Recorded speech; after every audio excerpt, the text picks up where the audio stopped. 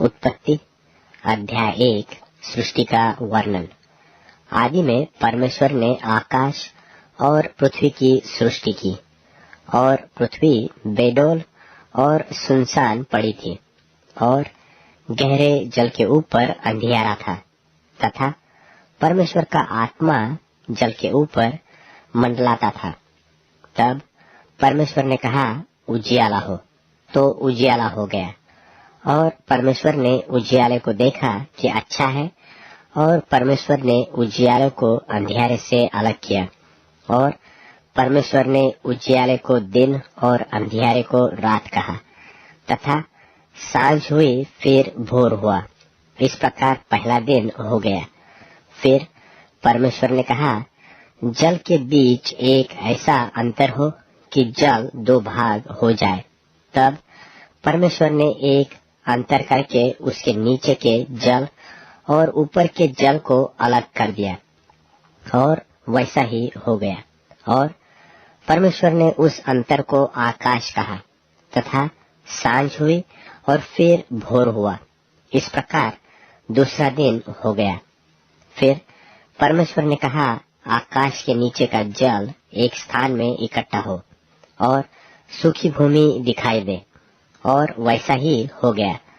और परमेश्वर ने सूखी भूमि को पृथ्वी कहा तथा जो जल इकट्ठा हुआ उसको उसने समुद्र कहा। और परमेश्वर ने देखा कि अच्छा है। फिर परमेश्वर ने कहा, पृथ्वी से हरी घास तथा बीज वाले छोटे छोटे पेड़ और फलदायी वृक्ष भी, जिनके बीज उन्हीं में एक एक की जाति के अनुसार होते हैं, पृथ्वी पर उगे। और वैसा ही हो गया। तो पृथ्वी से हरी घास और छोटे छोटे पेड़, जिनमें अपनी अपनी जाति के अनुसार बीज होता है, और फलदायी वृक्ष, जिनके बीज एक एक की जाति के अनुसार उन्हीं में होते हैं, उगे। और परमेश्वर ने देखा कि अच्छा है तथा सांझ हुई फिर भोर हुआ। इस प्रकार तीसरा दिन हो गया। फिर परमेश्वर ने कहा, दिन को रात से अलग करने के लिए आकाश के अंतर में ज्योतियां हो, और वे चिन्हों और नियत समयों और दिनों और वर्षों के कारण हो। और वे ज्योतियां आकाश के अंतर में पृथ्वी पर प्रकाश देने वाली भी ठहरे, और वैसा ही हो गया। तब परमेश्वर ने दो बड़ी ज्योतियां बनाई। उनमें से बड़ी ज्योति को दिन पर प्रभुता करने के लिए और छोटी ज्योति को रात पर प्रभुता करने के लिए बनाया, और तारागण को भी बनाया। परमेश्वर ने उनको आकाश के अंतर में इसलिए रखा कि वे पृथ्वी पर प्रकाश दे तथा दिन और रात पर प्रभुता करे और उजियाले को अंधियारे से अलग करे। और परमेश्वर ने देखा कि अच्छा है तथा सांझ हुई फिर भोर हुआ। इस प्रकार चौथा दिन हो गया। फिर परमेश्वर ने कहा, जल जीवित प्राणियों से बहुत ही भर जाए और पक्षी पृथ्वी के ऊपर आकाश के अंतर में उड़े। इसलिए परमेश्वर ने जाति जाति के बड़े बड़े जल जंतुओं की और उन सब जीवित प्राणियों की भी सृष्टि की, जो चलते फिरते हैं, जिनसे जल बहुत ही भर गया। और एक एक जाति के उड़ने वाले पक्षियों की भी सृष्टि की। और परमेश्वर ने देखा कि अच्छा है। और परमेश्वर ने यह कह के उनको आशीष दी कि फूलो फलो और समुद्र के जल में भर जाओ, और पक्षी पृथ्वी पर बढ़े। तथा सांझ हुई फिर भोर हुआ। इस प्रकार पांचवा दिन हो गया। फिर परमेश्वर ने कहा, पृथ्वी से एक एक जाति के जीवित प्राणी, अर्थात घरेलू पशु और रेंगने वाले जंतु और पृथ्वी के वन पशु, जाति जाति के अनुसार उत्पन्न हो। और वैसा ही हो गया। सो परमेश्वर ने पृथ्वी के जाति जाति के वन पशुओं को और जाति जाति के घरेलू पशुओं को और जाति जाति के भूमि पर सब रेंगने वाले जंतुओं को बनाया। और परमेश्वर ने देखा कि अच्छा है। फिर परमेश्वर ने कहा, हम मनुष्यों को अपने स्वरूप के अनुसार अपनी समानता में बनाए, और वे समुद्र की मछलियों और आकाश के पक्षियों और घरेलू पशुओं और सारी पृथ्वी पर और सब रेंगने वाले जंतुओं पर जो पृथ्वी पर रेंगते हैं अधिकार रखे। तब परमेश्वर ने मनुष्य को अपने स्वरूप के अनुसार उत्पन्न किया, अपने ही स्वरूप के अनुसार परमेश्वर ने उसको उत्पन्न किया, नर और नारी करके उसने मनुष्यों की सृष्टि की। और परमेश्वर ने उनको आशीष दी और उनसे कहा, फूलो फलो और पृथ्वी में भर जाओ और उसको अपने वश में कर लो और समुद्र की मछलियों तथा आकाश के पक्षियों और पृथ्वी पर रेंगने वाले सब जंतुओं पर अधिकार रखो। फिर परमेश्वर ने उनसे कहा, सुनो, जितने बीज वाले छोटे छोटे पेड़ सारी पृथ्वी के ऊपर हैं और जितने वृक्षों में बीज वाले फल होते हैं, वे सब मैंने तुमको दिए हैं, वे तुम्हारे भोजन के लिए है। और जितने पृथ्वी के पशु और आकाश के पक्षी और पृथ्वी पर रेंगने वाले जंतु हैं, जिनमें जीवन के प्राण हैं, उन सबके खाने के लिए मैंने सब हरे हरे छोटे पेड़ दिए हैं। और वैसा ही हो गया। तब परमेश्वर ने जो कुछ बनाया था सबको देखा तो क्या देखा कि वह बहुत ही अच्छा है। तथा सांझ हुई, फिर भोर हुआ। इस प्रकार छठवां दिन हो गया। उत्पत्ति अध्याय 2। यो आकाश और पृथ्वी और उनकी सारी सेना का बनाना समाप्त हो गया। और परमेश्वर ने अपना काम जिसे वह करता था 7वें दिन समाप्त किया। और उसने अपने किए हुए सारे काम से 7वें दिन विश्राम किया। और परमेश्वर ने 7वें दिन को आशीष दी और पवित्र ठहराया, क्योंकि उसमें उसने अपनी सृष्टि की रचना के सारे काम से विश्राम लिया। आकाश और पृथ्वी की उत्पत्ति का वृत्तांत यह है कि जब वे उत्पन्न हुए, अर्थात जिस दिन यहोवा परमेश्वर ने पृथ्वी और आकाश को बनाया, तब मैदान का कोई पौधा भूमि पर न था और न मैदान का कोई छोटा सा पेड़ उगा था, क्योंकि यहोवा परमेश्वर ने पृथ्वी पर जल नहीं बरसाया था और भूमि पर खेती करने के लिए मनुष्य भी नहीं था। तो भी कोहरा पृथ्वी से उठता था, जिससे सारी भूमि सींच जाती थी। और यहोवा परमेश्वर ने आदम को भूमि की मिट्टी से रचा और उसके नथनों में जीवन का श्वास फूंक दिया और आदम जीवता प्राणी बन गया। और यहोवा परमेश्वर ने पूर्व की ओर अदम देश में एक वाटिका लगाई और वहां आदम को जिसे उसने रचा था रख दिया। और यहोवा परमेश्वर ने भूमि से सब भांति भांति के वृक्ष जो देखने में मनोहर और जिनके फल खाने में अच्छे हैं उगाए, और वाटिका के बीच में जीवन के वृक्ष को और भले या बुरे के ज्ञान के वृक्ष को भी लगाया। और उस वाटिका को सींचने के लिए एक महानदी अदन से निकली और वहां से आगे बहकर 4 धारा में हो गई। पहली धारा का नाम पिशोन है। यह वही है जो हवीला नाम के सारे देश को, जहाँ सोना मिलता है, घेरे हुए है। उस देश का सोना चोखा होता है, वहाँ मोती और सुलेमानी पत्थर भी मिलते हैं। और दूसरी नदी का नाम गिहोन है। यह वही है जो कूश के सारे देश को घेरे हुई है। और तीसरी नदी का नाम हिद्देकेल है। यह वही है जो अश्शूर के पूर्व की ओर बहती है। और चौथी नदी का नाम फरात है।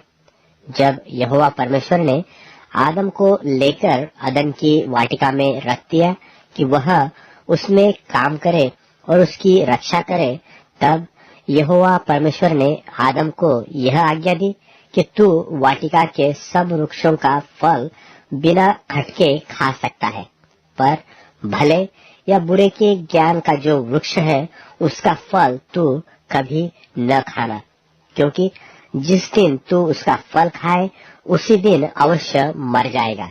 फिर यहोवा परमेश्वर ने कहा, आदम का अकेला रहना अच्छा नहीं, मैं उसके लिए एक ऐसा सहायक बनाऊंगा जो उससे मेल खाए।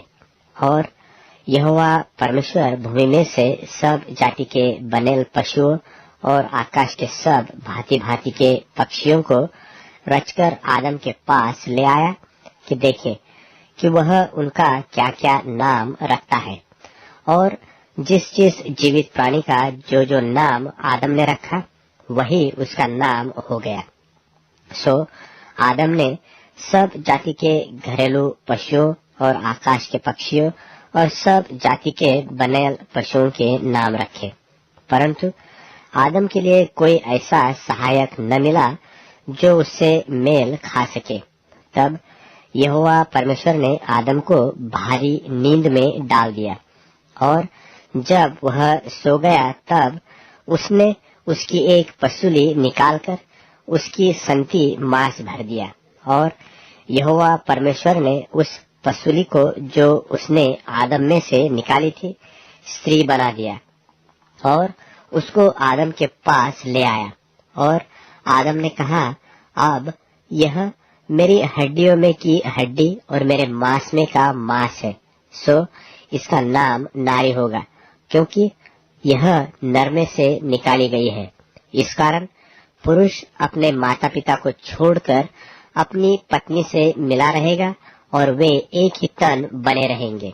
और आदम और उसकी पत्नी दोनों नंगे थे पर लजाते न थे। उत्पत्ति अध्याय 3। मनुष्य के पापी हो जाने का वर्णन। यहोवा परमेश्वर ने जितने बनेल पशु बनाए थे उन सब में सर्प धूर्त था, और उसने स्त्री से कहा, क्या सच है कि परमेश्वर ने कहा कि तुम इस वाटिका के किसी वृक्ष का फल न खाना?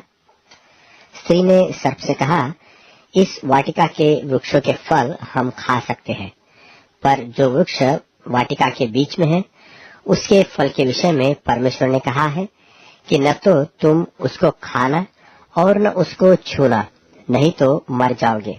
तब सर्प ने स्त्री से कहा, तुम निश्चय न मरोगे, वरन परमेश्वर आप जानता है कि जिस दिन तुम उसका फल खाओगे उसी दिन तुम्हारी आंखें खुल जाएगी और तुम भले बुरे का ज्ञान पाकर परमेश्वर के तुल्य हो जाओगे।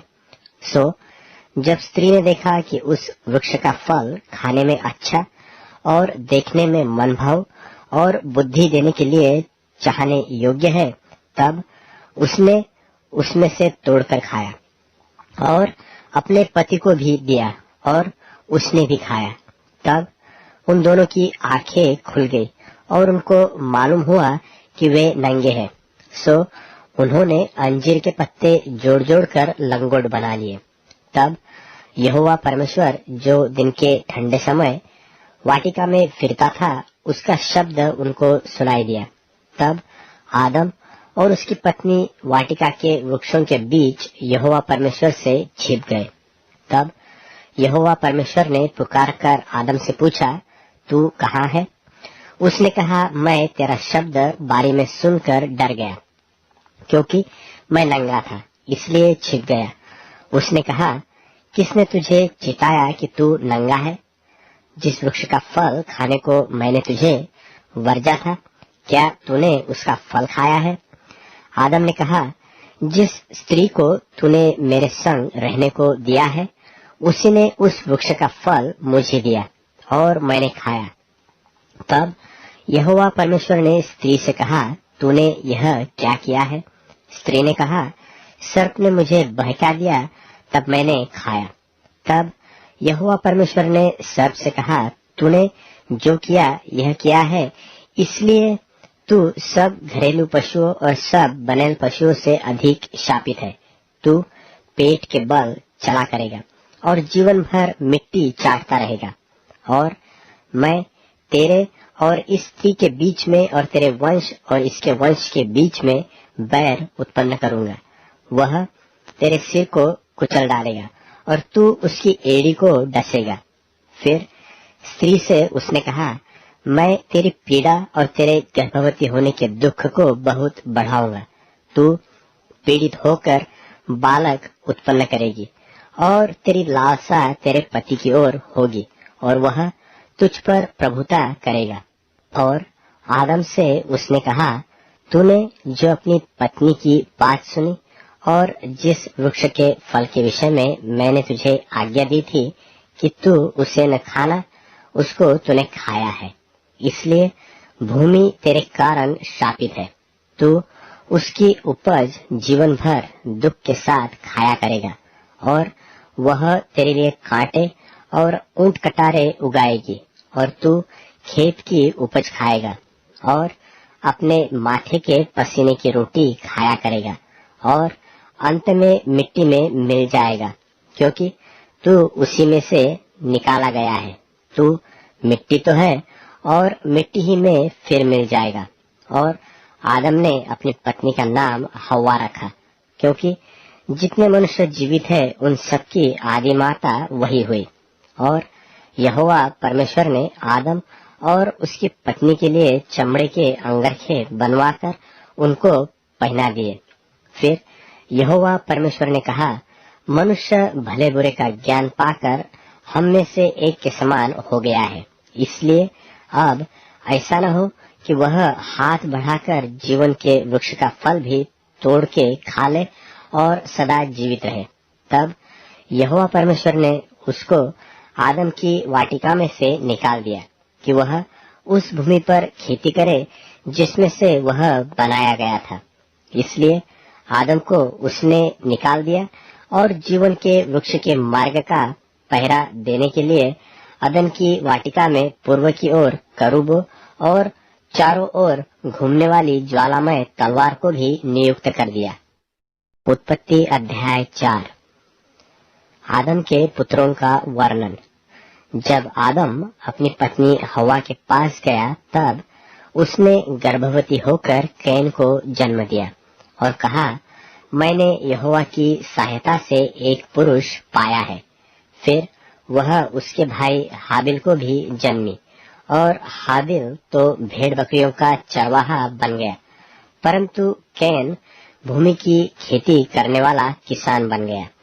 कुछ दिनों के पश्चात कैन यहोवा के पास भूमि की उपज में से कुछ भेंट ले आया और हाबिल भी अपनी भेड़ बकरियों के कई एक पहलौठे बच्चे भेंट चढ़ाने के लिए ले आया और उनकी चर्बी भेंट चढ़ाई। तब यहोवा ने हाबिल और उसकी भेंट को तो ग्रहण किया, परंतु कैन और उसकी भेंट को उसने ग्रहण न किया। तब कैन अति क्रोधित हुआ और उसके मुंह पर उदासी छा गई। तब यहोवा ने कैन से कहा, तू क्यों क्रोधित हुआ और तेरे मुंह पर उदासी क्यों छा गई है? यदि तू भला करे तो क्या तेरी भेंट ग्रहण न की जाएगी? और यदि तू भला न करे तो पाप द्वारा पर छिपा रहता है और उसकी लालसा तेरी ओर होगी और तू उस पर प्रभुता करेगा। तब कैन ने अपने भाई हाबिल से कुछ कहा और जब वे मैदान में थे, तब कैन ने अपने भाई हाबिल पर चढ़कर उसे घात किया। तब यहोवा ने कैन से पूछा, तेरा भाई हाबिल कहाँ है? उसने कहा, मालूम नहीं, क्या मैं अपने भाई का रखवाला हूँ? उसने कहा, तूने क्या किया है? तेरे भाई का लोहू भूमि से मेरी ओर चिल्लाकर मेरी दोहाई दे रहा है, इसलिए अब भूमि जिसने तेरे भाई का लोहू तेरे हाथ से पीने के लिए अपना मुंह खोला है, उसकी ओर से तू शापित है। चाहे तू भूमि पर खेती करे तो भी उसकी पूरी उपज फिर तुझे न मिलेगी और तू पृथ्वी पर बहेतु और भगोड़ा होगा। तब कैन ने यहोवा से कहा, मेरा दंड सहने से बाहर है। देख, तूने आज के दिन मुझे भूमि पर से निकाला है और मैं तेरी दृष्टि की आड़ में रहूंगा और पृथ्वी पर बहेतु और भगोड़ा रहूंगा और जो कोई मुझे पाएगा मुझे घात करेगा। इस कारण यहोवा ने उससे कहा, जो कोई कैन को घात करेगा उससे 7 गुना पलटा लिया जाएगा। और यहोवा ने कैन के लिए एक चिन्ह ठहराया, ऐसा न हो कि कोई उसे पाकर मार डाले। तब कैन यहोवा के सन्मुख से निकल गया और नोद नाम देश में जो अदन के पूर्व की ओर है रहने लगा। जब केन अपनी पत्नी के पास गया तब वह गर्भवती हुई और हनोक को जन्मी। फिर केन ने एक नगर बसाया और उस नगर का नाम अपने पुत्र के नाम पर हनोक रखा।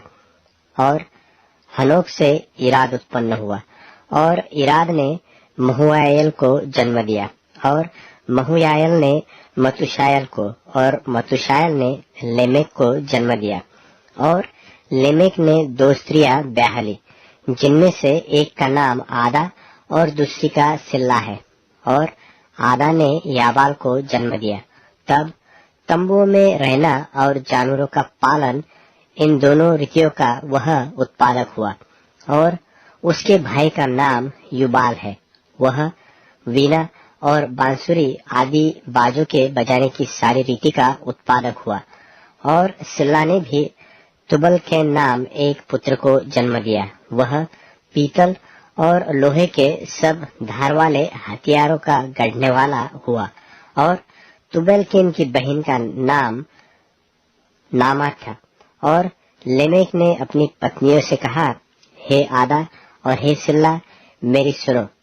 हे लेमेक की पत्नियों, मेरी बात पर कान लगाओ।